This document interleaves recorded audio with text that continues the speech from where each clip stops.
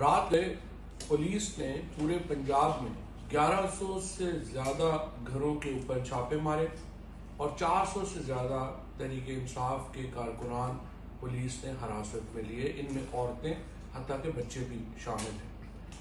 بدقسمتی کی بات یہ ہے کہ اس وقت ایک کرمنل جس کا اپنا ریکارڈ ہے، جو قتلوں میں ملوث ہے، منشیات فروشی میں ملوث ہے، اس کو پاکستان کے امن و امان کا انچارج بنایا گیا اور جس نے ایک سیاسی ایکٹیویٹی کو حمزہ شہباز کے ساتھ مل کر ایک کرمنل ایکٹیویٹی میں تبدیل کیا۔